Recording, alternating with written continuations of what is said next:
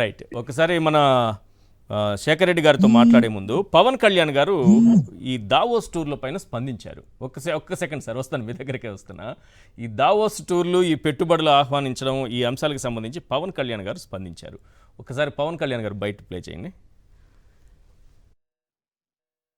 పెట్టుబడులుగా మారి, ఉద్యోగాలుగా, ఉపాధిగా మారి, ఆదాయంగా మారినప్పుడు కదా మాట్లాడుకున్నాం. ఎన్నిసార్లు మేము చిన్నప్పుడు ఆర్కే లక్ష్మి గారి మేము చూస్తూ ఉంటే అక్కడ ఏముంటుందని ఇవి రాళ్ళేను, శంకుస్థాపన రాళ్ళేను, అక్కడే చాలా కాలం ఉండిపోయి దావోస్ దాకా వెళ్ళాల్సిన అవసరం లేదు కదా. నాకు అదే అనిపిస్తుంది. వాళ్ళందరూ ఇక్కడ హైదరాబాద్లో దొరుకుతారు, లేదంటే మ్యాక్సిమం ఢిల్లీ, ఇంతే 2 విజయవాడలో వాళ్ళు వస్తారు, 3 పిలుస్తారు. దీనికోసం దావోస్ అంట డబ్బులు దండగా అనిపిస్తుంది. ఇది దావోస్ వెళ్ళడం డబ్బులు దండగా అనిపిస్తోంది. ఆ మాత్రం దానికి దావోస్కి వెళ్ళడం ఎందుకు? శేఖర్ రెడ్డి గారు, పొరపాటున చంద్రబాబు నాయుడు గారిని లోకేష్ను ఉద్దేశించి అన్నారు అనుకుంటున్నారేమో. ఇది ఇంకో మాట కూడా అన్నారు సార్, ఆ వీడియో ఈ రోజు మొత్తం వెతికిన సార్. ఆయన ఇంకో మాట కూడా అన్నారు సార్, ఆ వీడియో ఈ రోజు మొత్తం వెతికిన దొరకలేదు సార్, నాకు పాత ఎక్కడ దొరికింది.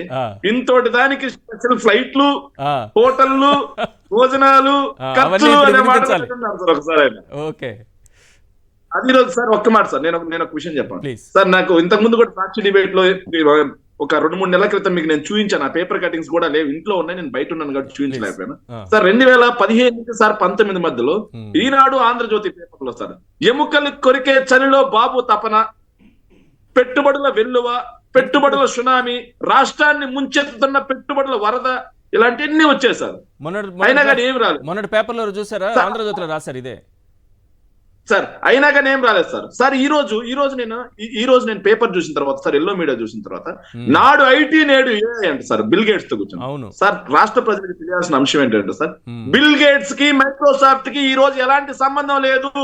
ఓకే, బిల్ గేట్స్ ని మైక్రోసాఫ్ట్ నుంచి ఒక యువతిని వేధించిన అంశంలో బిల్ గేట్స్ గారిని పక్కకు పంపించడం కూడా జరిగింది. బిల్ గేట్స్ గారికి మైక్రోసాఫ్ట్ తో సంబంధం లేదు. ఓకే, మరి మైక్రోసాఫ్ట్ ఎక్కడ పెట్టుబడులు పెడుతుంది సార్ ఇప్పుడు? ఇంకో మాట సార్, నాడు ఐటీ అన్నారు సార్, సార్ ఐటీలో చంద్రబాబు నాయుడు గారు 2015 నుంచి 19 మధ్యలో తీసుకొచ్చిన పెట్టుబడులు ఏంటో నాకు చెప్పమన్నాడు సార్ ఒకసారి.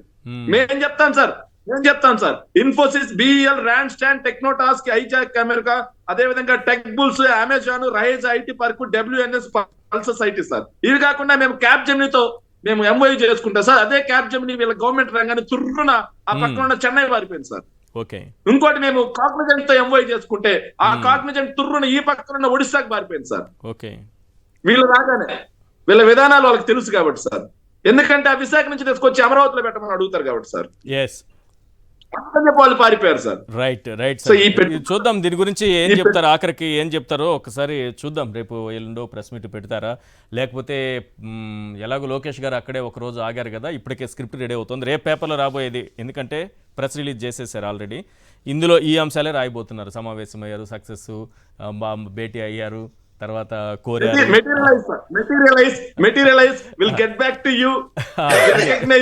అవే ఉంటాయి రేపు. కానీ లోకేష్ గారు అక్కడేమన్నా ప్రెస్ మీట్ పెడతారా, ఇక్కడికి వచ్చి పెడతారా, చంద్రబాబు నాయుడు గారు ఢిల్లీ వదిలిన తర్వాత అయినా పెడతారా? చూద్దాం ఏం చెప్తారు, ఎంతవరకు సక్సెస్ అయిందని చెప్తారండి.